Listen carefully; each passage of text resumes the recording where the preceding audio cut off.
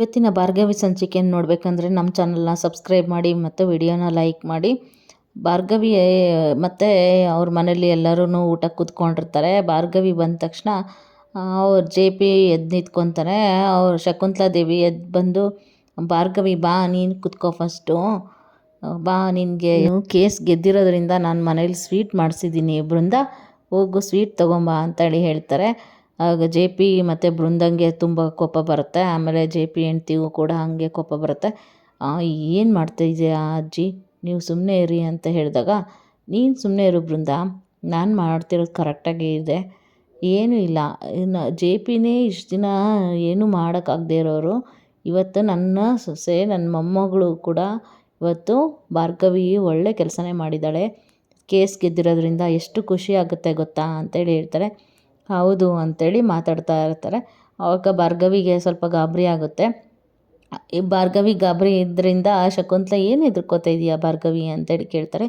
ಈ ಕಡೆ ವಂದನಾ ಮತ್ತು ಅವ್ರ ತಂದೆ ಅವರೆಲ್ಲರೂ ಕುಡಿತಾ ಕೂತ್ಕೊಂಡಾಗ, ತುಂಬಾ ಕುಡಿತಾ ಇದೆಯಲ್ಲ ಅಪ್ಪ, ಏನಾಗಿದೆ ನಿನಗೆ, ಇಲ್ಲಿ ಈ ಥರ ಆಗಿದೆ, ಅಮ್ಮ ಮತ್ತು ವಿಕ್ಕಿ ನೋಡಿದ್ರೆ ಜೈಲಲ್ಲಿದ್ದಾರೆ, ನೀನು ನೋಡಿದ್ರೆ ಆರಾಮಾಗಿ ಕೂತ್ಕೊಂಡು ಕುಡಿತಾ ಇದೆಯಾ ಅಂತ ಹೇಳಿದಾಗ, ವಂದನೆಗೆ ಅವರಪ್ಪ ಹೇಳ್ತಾರೆ, ನಾನೇನಾದರೂ ಕುಡಿಯೋದು ಬಿಟ್ಟರೆ, ಇದೆಲ್ಲನೂ ಬಿಟ್ಟರೆ ನಿನ್ನ ಜೀವನ ಸರಿ ಹೋಗುತ್ತಾ, ನಿಂದು ಮದುವೆ ಅರ್ಜುನ್ ಜೊತೆ ಆಗುತ್ತಾ, ನನ್ನ ಹೆಂಡ್ತಿ ಕೊಲೆಗಾರ್ತಿ ಅಲ್ಲ ಅಂತೇಳಿ ಆಗುತ್ತಾ, ವಿಕ್ರಮ್ ಏನಾದ್ರೂ ಜೈಲಿಂದ ಹೊರಗೆ ಬರೋಕ್ಕಾಗುತ್ತಾ, ನೀವಮ್ಮನ ಜೀವಾವಧಿ ಶಿಕ್ಷೆ ಏನಾದರೂ ತಪ್ಸೋಕ್ಕಾಗುತ್ತಾ ಅಂತೇಳಿ ಹೇಳ್ತಾರೆ. ಹಾಗಂತ ನೀನು ಹಂಗೆ ಕೂತ್ಕೊಳ್ಳೋಕ್ಕಾಗುತ್ತೇನಪ್ಪ, ನೀನು ಏನಾದರೂ ಮಾಡಬೇಕಲ್ವಾ ಅಂತ ಹೇಳಿದಾಗ, ಆಗ ಏನು ಮಾಡೋಕ್ಕಾಗುತ್ತೆ, ನನ್ನಿಂದ ಏನು ಮಾಡೋಕ್ಕಾಗ್ತಾ ಇಲ್ಲ, ಹಂಗಾಗಿ ನಾನು ಸುಮ್ಮನೆ ಇದ್ದೀನಿ ಅಷ್ಟೇ ಅಂತ ಹೇಳಿದಾಗ, ಏನಾದರೂ ಮಾಡಿ ಆ ಭಾರ್ಗವಿನ ಏನು ಮಾಡಿ ಸಾಯಿಸ್ಬಿಡು ಅಪ್ಪ, ಏನು ಮಾಡ್ತಿದ್ಯಾ ನನಗಂತೂ ಗೊತ್ತಿಲ್ಲ ಅಂತ ಹೇಳಿದಾಗ, ನಿನಗಂತೂ ಏನೂ ಮಾಡೋಕ್ಕಾಗಲ್ಲ ಅಂದರೆ ನಾನು ಆ ಕೆಲಸ ಮಾಡಬೇಕಾಗತ್ತೆ, ಏನು ಮಾಡೋದಪ್ಪ, ನನಗೆ ನಾಳೆ ಒಂದು ಪ್ರೋಗ್ರಾಮಿಗೆ ನಾನು ಇನ್ವೈಟ್ ಮಾಡ್ತೀನಿ, ಅವಾಗ ಗೊತ್ತಾಗುತ್ತೆ, ನೋಡ್ತಾ ಇರು ಅಂತೇಳಿ ಹೇಳಿದಾಗ, ಆಗ JP ಅಂಕಲ್ಲು ಅವ್ರಿಗೆಲ್ಲರಿಗೂ ನಾನು ಏನು ಅಂತ ಉತ್ತರ ಕೊಡಬೇಕು. JPಗೆ ತುಂಬ ಕೋಪ ಬಂದು, ನನ್ನ ಎದುರುಗಡೆನೇ ಕುತ್ಕೊಳ್ಳೋಕ್ಕೆ ಹೆದರ್ಕೊಳ್ತಾ ಇದ್ದಾಳು, ಇವತ್ತು ನೋಡಿದ್ರೆ ನನ್ನ ಎದುರಿಗೆ ಕುತ್ಕೊಳ್ಳೋಷ್ಟು ಧೈರ್ಯ ಬಂತಾ ಅಂತೇಳಿ ಹೇಳ್ತಾನೆ. ಆಗ ಅರ್ಜುನ್ ಬಂದು ಊಟಕ್ಕೆ ಖುಷಿಯಾಗಿ ಊಟಕ್ಕೆ ಬಂದು ಕೂತ್ಕೊಳ್ತಾನೆ. ಊಟಕ್ಕೆ ಅಂತ ಕೂತ್ಕೊಂಡಾಗ, ಯಾಕೆ ಈ ಥರ ನೋಡ್ತಾ ಇದ್ದೀರಾ ಎಲ್ಲರೂ ಅಂತ ಹೇಳಿದಾಗ, ಇವತ್ತಂತೂ ನಂಗೆ ತುಂಬ ಖುಷಿಯಾಗಿದೆ, ಊಟ ಮಾಡಬೇಕು, ಎಲ್ಲರೂ ಈ ಥರ ಕುತ್ಕೊಂಡು ಊಟ ಮಾಡಿ ಎಷ್ಟು ದಿನವೇ ಆಯಿತು ಅಲ್ವಾ ಅಂತೇಳಿ ಅರ್ಜುನ್ ಹೇಳ್ತಾ ಇರ್ತಾನೆ. ಆಗ ಅರ್ಜುನಿಗೆ ಅವ್ರ ತಾಯಿ, ಏನು ಅರ್ಜುನ್ ಇದು ಈ ಥರ ಮಾತಾಡ್ತಿದ್ಯಲ್ಲ ಅಂತ, ಏನಮ್ಮ ಏನಾಯಿತು, ನಾನು ಊಟ ಮಾಡುತ್ತಪ್ಪ ಅಂತ ಕೇಳಿದಾಗ, ಹೌದು ನಿನ್ನ ಹೆಂಡ್ತಿ ಏನೋ ಗೆದ್ದುಬಿಟ್ಟಿದ್ದಾಳೆ, ಏನೋ ಆಗಿದೆ ಅಂತೇಳಿ ಈ ಥರ ಮಾಡ್ತಿದ್ಯಲ್ಲ ಅಂತೇಳಿ ಹೇಳಿದಾಗ, ಅರ್ಜುನು ಅದೇನೂ ಅಲ್ಲ, ಅದೆಲ್ಲ ಹೊರಗಡೆ ಅಷ್ಟೇ, ಈಗ ಮನೆಗೆ ಬಂದಮೇಲೆ ಅದೇ ಬೇರೆ ಇದೇ ಬೇರೆ ಅಂತ ಹೇಳಿದಾಗ, JPಗೆ ಸಿಟ್ಟು ಬರುತ್ತೆ. ಸಿಟ್ಟು ಬಂದು, ಓ ನಿನ್ನ ಹೆಂಡ್ತಿ ಪರ ಆಗಿಬಿಟ್ಟ, ಈಗ ಇಷ್ಟು ವರ್ಷ ನಾನು ಲಾಯರ್ ಕೋರ್ಸ್ ಮಾಡು ಅಂತ ಹೇಳಿದಾಗ ನೀನು ಅದನ್ನು ಕಂಟಿನ್ಯೂ ಮಾಡಲ್ಲ ಅಂತ ಹೇಳಿ, ಈಗ ಹೆಂಡ್ತಿಯಿಂದ ಅವಳಿಗೋಸ್ಕರ ನೀನು ಇದನ್ನು ಕಂಟಿನ್ಯೂ ಮಾಡ್ತಾ ಇದೆಯಾ, ಏನು ಈ ಥರ ಮಾಡ್ತಾ ಇದೆಯಾ ಅರ್ಜುನ್, ಇದು ಸರಿಯಲ್ಲ ನೋಡು ಅಂತ ಹೇಳಿದಾಗ, ಏನಾದರೂ ಮಾಡ್ಕೊ, ನನಗೆ ಇದೆಲ್ಲ ಸಂಬಂಧ ಇಲ್ಲ, ನನಗೆ ಸಿಟ್ಟು ಬರ್ತಾ ಇದೆ, ನನ್ನ ಊಟಕ್ಕೂ ಬೇಡ ಏನೂ ಬೇಡ ಅಂತೇಳಿ ಸಿಟ್ಟು ಬರುತ್ತೆ ಅಂತೇಳಿ JP ಹೋಗ್ತಾನೆ ಅಲ್ಲಿಂದ. ಆಗ JP ಹೋದ ತಕ್ಷಣ ಎಲ್ರಿಗೂ ಕೋಪ ಬರುತ್ತೆ. ಬೃಂದ JP ಪರ ಮಾತಾಡ್ತಾಳೆ.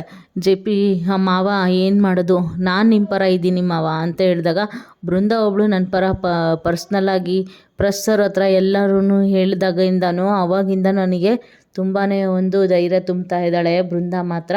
ಬೃಂದ ಏನಾದರೂ ಅಲ್ಲಿ ಪ್ರೆಸ್ನವ್ರ ಜೊತೆ ನನ್ನ ಬಗ್ಗೆ ಮಾತಾಡಿಲ್ಲ ಅಂತೇಳಿದ್ದಿದ್ರೆ ಏನಾಗ್ತಿತ್ತು ಗೊತ್ತಾ ನಿನಗೆ ಅಂತೇಳಿ ಅರ್ಜುನ್ಗೆ ಮತ್ತು ಎಲ್ಲರಿಗೂ ಕೂಗಾಡಿ JP ಹೇಳ್ತಾರೆ. ಆ ಕಡೆ ರೂಮಲ್ಲಿ ಹೋದ್ಮೇಲೆ ಬೃಂದ ಸಮಾಧಾನ ಮಾಡ್ತಾ ಇರ್ತಾಳೆ. ಏನು ಮಾವ ಇದು ಅರ್ಜುನ್ ತಪ್ಪಲ್ಲ ಮಾವ, ಭಾರ್ಗವಿ ಆ ಥರ ಏನು ಅಂತ ಹೇಳ್ಕೊಟ್ಬಿಟ್ಟಿದ್ದಾಳೆ ಅಷ್ಟೇ, ಭಾರ್ಗವಿ ಏನು ಹೇಳ್ತಾಳೋ ಅದನ್ನೇ ಕೇಳ್ತಾನೆ, ಹಾಗೇನಿಲ್ಲ ಬೃಂದ, ನೀನು ಅವನನ್ನು ಬಿಟ್ಕೊಡ್ತಾ ಇಲ್ಲ ಅಷ್ಟೇ, ನೀನು ಅವನ ಪರ ವಹಿಸ್ಕೊಂಡು ಮಾತಾಡಬೇಡ, ಅರ್ಜುನು ಆ ಥರ ಏನೂ ಅಲ್ಲ, ಅವನೇನು ಒಳ್ಳೆಯನು ಅನ್ನೋ ಥರ ಹೇಳಬೇಡ ನೀನು ಅಂತ ಹೇಳಿದಾಗ, ಇಲ್ಲ ಮಾವ ಆ ಥರ ಏನಿಲ್ಲ, ಅರ್ಜುನ್ ಹೇಗೆ ಅಂತ ನನಗೂ ತುಂಬ ಚೆನ್ನಾಗಿ ಗೊತ್ತಿದೆ ಅಂತೇಳಿ ಅರ್ಜುನ್ ಪರನೇ ವಹಿಸ್ಕೊಂಡು ಭಾರ್ಗವಿ ಇದು ಬೈಯೋದಕ್ಕೆ ಒಳ್ಳೇದು ಅವಕಾಶ ಅಂತೇಳಿ ಅಂದ್ಕೊಂಡು ತುಂಬಾ ಹೇಳ್ಕೊಡ್ತಾ ಇರ್ತಾಳೆ. ಆಗ ಈ ಅರ್ಜುನ್ ಅಲ್ಲಿಂದ ಕೇಳಿಸ್ಕೊಂಡು ಅಪ್ಪನಿಗೆ ಸಾರಿ ಕೇಳಬೇಕು ಅಂತ ಬರ್ತಾ ಇರ್ಬೇಕಾರೆ ಅವ್ರ JP ಅವ್ರ ಮೇಲೆ ತುಂಬ ಕೋಪ ಇದೆ, ನಾನು ಏನು ಮಾಡೋಕ್ಕಾಗಲ್ಲ ಅಷ್ಟೇ, ನನಗಂತೂ ತುಂಬ ಕೋಪ ಬರ್ತಿದೆ, ಯಾವ ಊಟನೂ ಬೇಡ ಅನಿಸ್ತಿದೆ ಅಂತ JP ಹೇಳಿದಾಗ ಅರ್ಜುನ್ ಅಲ್ಲಿಂದ ಹೋಗ್ತಾನೆ. ಇನ್ನೊಂದು ಸರಿ ಬಂದು ಮಾತಾಡೋಣ ಅಂತೇಳಿ. ಆಗ ಬೃಂದ ಇದ್ದವಳು, ಹೇಗಾದರೂ ಮಾಡಿ ಇದನ್ನು ಅವಕಾಶನ ಉಪಯೋಗಿಸ್ಕೋಬೇಕು. ಏನು ಮಾವ ಈಗೇನು ಅವರಿಬ್ಬರು ನಿಮ್ಮ ಕಣ್ಮುಂದೆ ಇರಬಾರ್ದು ಅಷ್ಟೇ ತಾನೇ, ನಾನು ಅದ್ರ ವ್ಯವಸ್ಥೆ ಮಾಡ್ತೀನಿ, ಅವ್ರು ಏನು ಮಾಡಬೇಕು ಅವ್ರು ನಿಮ್ಮ ಹತ್ರ ಏನು ಮಾತಾಡಬಾರ್ದು, ನಿಮ್ಮ ಕಣ್ಮುಂದೆನೂ ಇರಬಾರ್ದು ಅಂತಾಳೆ. ಅದೇ ಅಲ್ವಾ ನಿಮ್ಮ ಉದ್ದೇಶ? ಸರಿ ಮಾವ, ಹಾಗಾದರೆ ನೋಡ್ತಾ ಇರಿ ನಾನು ಏನು ಮಾಡ್ತೀನಿ ಅಂತೇಳಿ ಹೇಳ್ತಾಳೆ.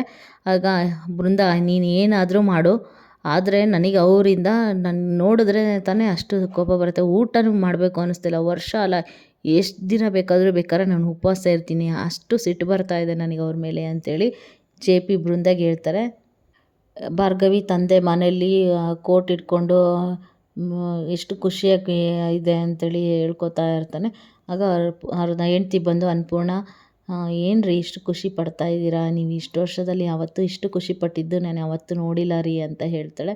ಆಗ ಹೌದು ಅನ್ನಪೂರ್ಣ, ನನ್ನ ಭಾರ್ಗವಿ ನನ್ನ ಮಗಳು ಇವತ್ತು ನನ್ನ ಮರ್ಯಾದೆ ಉಳಿಸಿದಾಳೆ, ನನಗೆ ಇವತ್ತು ಗೌರವ ಕೊಟ್ಟಿದ್ದಾಳೆ ಅಂತ ಹೇಳಿದ್ರೆ ಇವತ್ತೇ ನೋಡು ನನಗೆ ತುಂಬ ಖುಷಿ ಆಗ್ತಾ ಇದೆ ಅಂತೇಳಿ ಹೇಳ್ತಾಳೆ.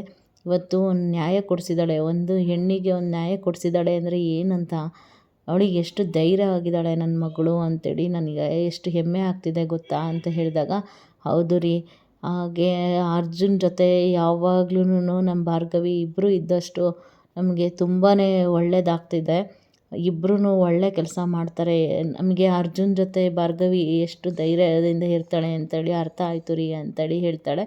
ಆಗ ಆಯಿತು ಅನ್ನಪೂರ್ಣ, ನನಗೆ ಈ ಮನೆಗೆ ಊಟಕ್ಕೆ ಟೈಮ್ ಆಗಿದೆ, ಇವತ್ತು ನನಗೆ ತುಂಬ ಊಟ ಮಾಡಬೇಕು ಅನ್ನಿಸ್ತಾ ಇದೆ, ಹೊಟ್ಟೆ ಹಸಿತಾ ಇದೆ, ಹೋಗು ಚೆನ್ನಾಗಿ ಊಟ ಮಾಡಿಬಿಡು ಅಂತೇಳಿ ಹೇಳಿದಾಗ, ಅಡುಗೆ ಮಾಡು ಅಂದ ತಕ್ಷಣ ಆಯಿತು ರೀ ಅಂತ ಹೋದಾಗ, ನೋಡು ಏನಾದರೂ ಸ್ವೀಟ್ ಮಾಡು, ಮೈಸೂರು ಪಾಕ್ ಆದರೂ ಏನಾದರೂ ಮಾಡು ಅಂತ ಹೇಳಿದಾಗ, ಸರಿ ರೀ ಆಯಿತು ಮಾಡ್ತೀನಿ ಅಂತ ಹೇಳಿದಾಗ, ಒಟ್ಟಾರಕ್ಕೆಲ್ಲ ನಮ್ಮ ಭಾರ್ಗವಿ ಕೇಸ್ ಗೆದ್ದಿದ್ದಕ್ಕೆ ಅಂತೇಳಿ ಹಂಚ್ಬಿಡೋಣ ಅಂತ ಹೇಳಿದಾಗ ಇಬ್ಬರು ಖುಷಿಯಾಗಿ ಹೋಗ್ತಾರೆ.